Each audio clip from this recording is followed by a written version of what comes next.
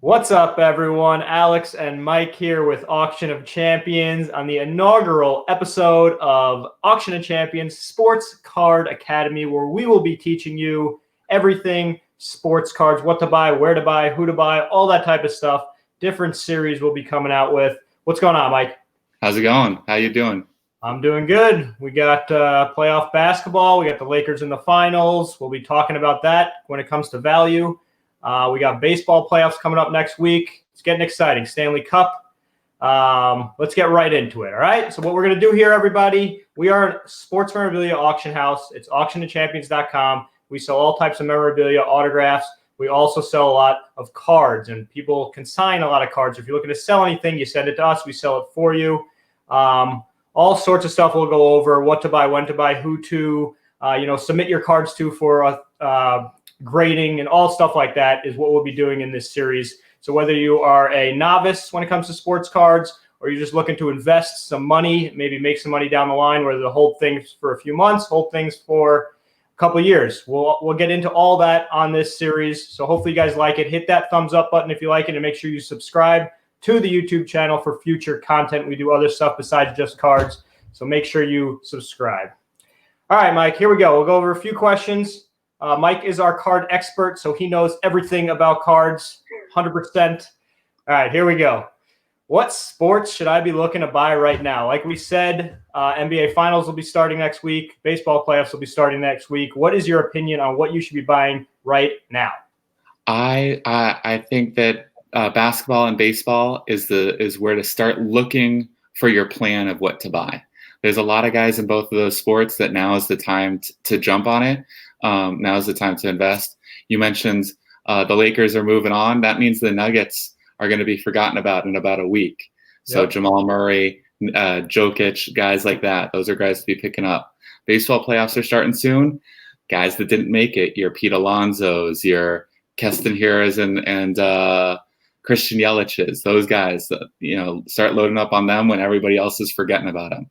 Mm-hmm. We want to invest in football because the games are on and it's exciting and it's fun, but those prices are just keep going up right now. Right. Okay. So you want to avoid football, even though football just started. It's like I tell people when it comes to autographs, you want to buy in the off season. Like we spoke recently about Luka Doncic. Like his price went nuts when the playoffs started. He was going insane. He hit that 3-pointer to win that game. That was not the time to buy Luka. You want to be buying Luka now is a good time. Maybe in a couple weeks, start buying Luka. He's a little bit forgotten. People still know him. Obviously, it's still pretty recent, but it's enough time has passed where his price has come down a little bit. It's a good time to pick up a guy like Luka. Exactly. We've seen a pretty good dip in Luka prices. They've come down quite a bit since those big games. They're still a little high, but yeah, I mean, Luka's a great buy right now. Okay. One thing to say though is you never know, right? If you catch, you buy Tom Brady and he goes off for 5 touchdowns next Sunday, nothing wrong with that. You could do a quick flip still. Yeah, if you could quick flip like that, you could get the card in your hands and sell it again the next week. All power to you.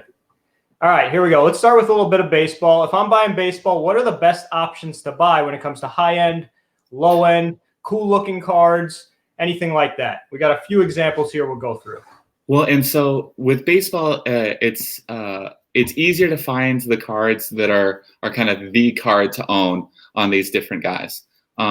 Everything's going to come out of normal base packs that the average collector can find. And so the number one card, a rookie card for any player is always going to be their Topps flagship card. We've got the Kyle Lewis here. Right? That is going to be seen as the premier rookie. It comes out of a normal hobby box, everything right like that, but that kind of gets identified pretty quickly as the card. The quick backup, right? The hobby box is affordable compared to like a Prism basketball. Exactly. These are in normal times you could find them at Target. Right. Normal hobby boxes are available in normal times. Yeah, you go to Target now, there's just a bunch of empty shelves in those that card section. But speaking of the affordable option for the Chrome, right, which is the other kind of normal rookie card, we've got the Shane Bieber Chrome Update. This is kind of about the same as the normal flagship rookie. This is something, for example, this week's auction, we have a hanger box of Topps Chrome, right? That's a very affordable option. And with 2020, you could pull the Luis Robert rookie, the Bo Bichette, the Kyle Lewis, right? It's going to always kind of compete with that normal flagship rookie, but you'll see a lot of people going after it. The reason that you might get excited and you go with the blaster box instead of just buying the card is there's always a chance, because with those cards, you're going to find all sorts of different parallels. And we'll have an episode at some point where I try to go through all the different layers of parallels, right? There's a lot of them. There's a lot of them.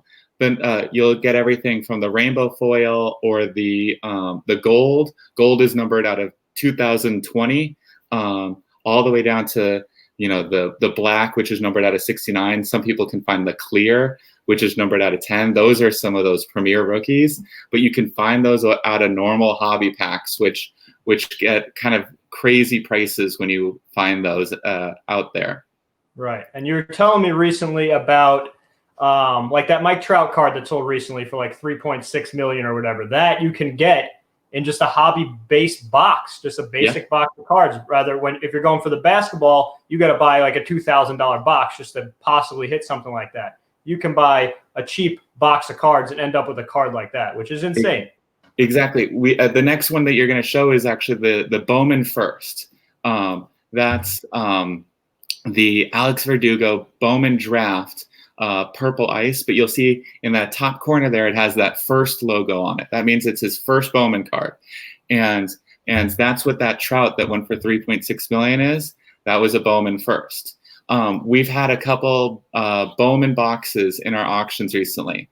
The Jason Dominguez red auto I saw sold. I wish I sold it. I saw it sell for $45,000. That's a card that came out of a normal hobby box. We've run a couple in our auctions. We've seen a bunch of those come through, and it's out there.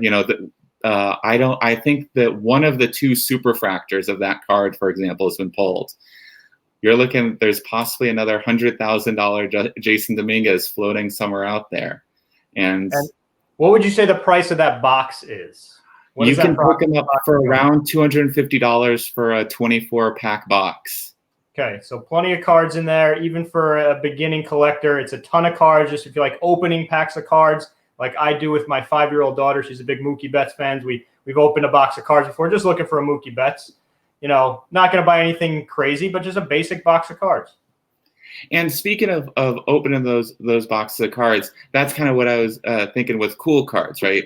With somebody like Mookie Betts, if you know the type of player you're going for, Topps Chrome, Bowman, those are where you're going to find the most exciting rookies of somebody. But you go for a box of Topps Finest or Bowman's Best or some of these sets. They have a much more compact set. I think Bowman's Best set is only 100 cards. So it's only going to have the superstars in there. Those rookie cards are never going to sell for as much as like the Topps flagship rookie, but you're going to get, more autographs per box. You're going to get more color per box. They're all shiny and fancy and new. And so if you're just looking for a bunch of cool Mookie Betts cards, you might go with Topps Finest or some of those other sets. We've got Bowman Sterling, for example. Those are really pretty cards. They're never going to sell for as much as a normal Bowman First. But if you're just looking to build your player collection, those are great places to go. Really cool looking cards just to add to your collection, especially if you're just going for one player. It's just they'll sit at the top. Really cool to look through. And, if you like that sort of thing, if you're not going for an investment, you're just looking to collect a player because you like that player and you like collecting cards, great way of doing it. Definitely. Okay, let's move on to, you know what? We talked about baseball. Let's go to basketball now. So basketball is a little bit different. The higher end basketball is much higher end than baseball. Let's move into basketball. And so with baseball, the premier card that you're going to get is the Topps Chrome Superfractor or the Bowman First Superfractor. You can pull that from a normal box. The premier card that you're going to get in basketball is the National Treasure Logo Man, and those come $5,000 per pack for those cards. Per pack. Per pack. And so we're not getting any of those. right? And so we're going to look at the higher end of what we're talking about is the Panini Prism base rookie. And we've got the Trey. That's a great card. That is, for the normal collector, that is the nice high-end rookie card that you're going to get a Trey. And Panini has really, especially Panini Prism, has really taken over the basketball market, and that's going to be seen as the card to be going after for the next few years. Mm-hmm. And so you've seen the prices of even those retail boxes explode over, since the restart, since the bubble started. It's right. We saw them at what, 300, I think. 300 is, and then we've seen them go anywhere up to $900, $1,000. So yeah, crazy. And so those are going to be a little harder to come by. If you're not going to get the Prism, the next tier down is the Optic. And we've talked a little bit about parallels. This is the 2017 Optic Jason Tatum rookie, but this is the red-yellow parallel. Now, to go into the red parallel, the parallel rabbit hole for just a second, Panini's got the difference between the hobby parallels and the retail parallels. What's nice with Panini is some of the parallels, like their red, white, and blues, red and yellows, greens, stuff like that. Those are retail exclusives, and they have a nice look to them. They have a fancier look to them, but they're going to sell at about the same price, if not sometimes a little bit lower than the normal base card. And so with that red-yellow parallel, it came out of Optic exclusive mega boxes. And the red and yellows you're only going to find with rookies. And so if you want one of the premier Tatum rookies, but you're not going to shell out everything you need for the holo or just the plain old Optic, the red yellow is a nice look to kind of add to the collection. Right. All right. And let's move into the next one we have here, the Panini Revolution. Right. And so with Revolution, this is the sort of thing where, just like Topps flagship is king in baseball, we've talked about what's king in basketball, but there are plenty of other really nice looking cards that you could pick up. If you want to invest in Shy, that's a great looking Shy. Really cool looking card. It's kind of hard to see in the video, but really, really cool looking card. Very nice shine to it. Very nice shine to it. It's got, and that's actually a parallel. That's the impact parallel, which is going to be harder to find from the base. And with sets like that, you've still got a lot of these options, but you're never going to get that like long-term investment value with that card that you might get in the Shy Prism. But here's the thing, right? So I was telling Alex the other day, I made a trade with one of my buddies. I traded 2 Prism Bookers that were graded at BGS 8, which is, a fine grade, but not something that you're going to put up on your mantelpiece. And I traded those for a Revolution PSA 10 Booker. Okay? I love Booker. I'm a big Suns fan, so that's the kind of card that I want to have in my collection because it's one of these lesser sets. I get the nicer grade, the nicer look, and I get it at a pretty good value. Right, and you add a 10 to your collection, and you always want a 10 versus an 8, obviously. Exactly. 2 8s, 1 10. What are you going to go for? Yeah, definitely. Okay, so let's move into if I'm not looking to buy my favorite player, what should I be looking to buy? Whether it is another player to invest in or wax boxes. And so there's a lot of guys to go out and invest in, and you can do your research and you think who's going to have a big next year, who's going to really explode. But what I've been doing is I've been putting a lot of money into buying wax boxes. And so this is the one that I have at home as an example. This is the 2019 Donruss Optic Choice Box. And so my thought with this is you look at this year's group of second-year players or third-year players that really exploded out of nowhere. Bam Adebayo, Devontae Graham, Shai Gilgeous, some of these guys that you had no idea about a year or two ago. Everybody knows that Zion and Ja look great. They've got a big market presence. Like, they're going to be exciting players to be watching for the next couple of years. If I don't want to kind of put all my eggs in the Zion basket, I for about the same price, I'm buying a box and people are going to look at that. Maybe there's a Zion in there. Maybe there's a Ja in there. Or maybe there's a Kobe White. Maybe he's going to be next year's, big deal. And so I've been putting money in there. The same thing, the great example is 2019 Topps Series 2 baseball. And we were talking about this series. We've got some running, I think, in an auction coming up. But when they first came out, everybody was buying them up because the Vlad Jr. rookie was in there. And everybody needs the Vlad Jr. rookie.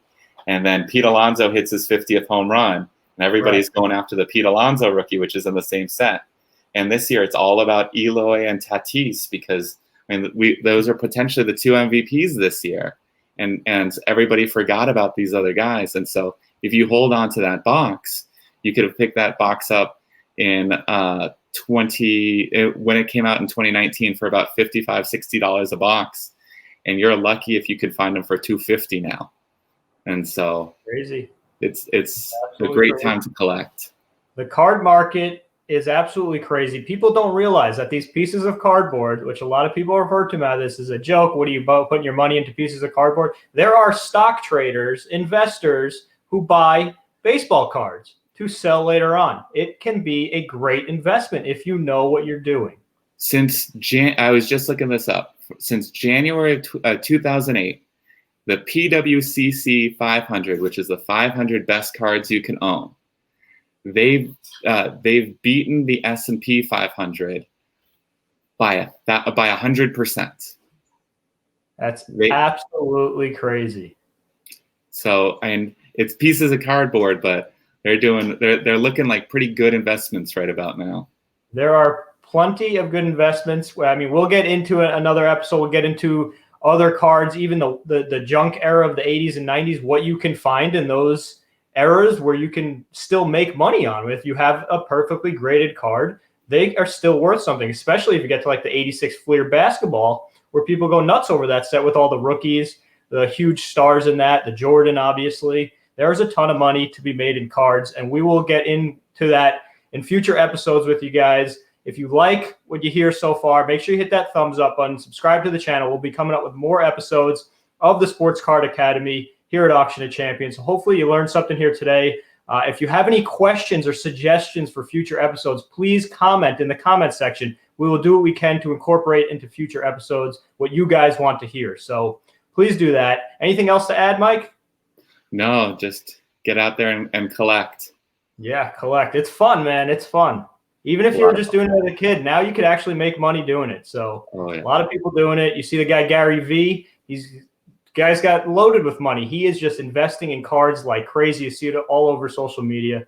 So again, guys, hit that thumbs up button, subscribe to the channel. Make sure you check out the Auction of Champions Sports Card Academy and check out auctionofchampions.com for all your sports memorabilia and sports cards needs.